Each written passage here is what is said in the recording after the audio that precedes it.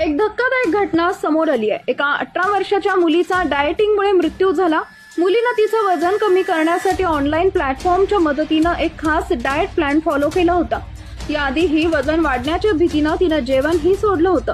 कन्नूरमधील कुथुपरंबा येथील रहिवासी श्रीनंदाचा थालासेरी येथील रुग्णालयात उपचारादरम्यान मृत्यू झाला। ती व्हेंटिलेटर सपोर्टवर होती। याच दरम्यान तिच्यावर कोझिकोड मेडिकल कॉलेजमध्येही उपचार झाले। नातेवाईकांचं म्हणणं आहे की वजन वाढण्याच्या भीतीने श्रीनंदा जेवायची नाही आणि खूप व्यायाम करायची। ती लिक्विड डाएट घेत होती।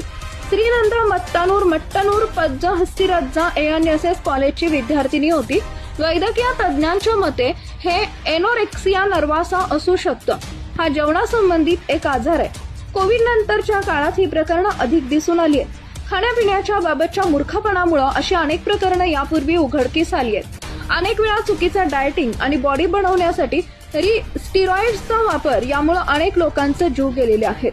दरम्यान आणि जर अजूनही तुम्ही आमच्या AM मराठी न्यूजला सबस्क्राईब केलं नसेल, जरूर सबस्क्राईब करा, अपडेट रहा।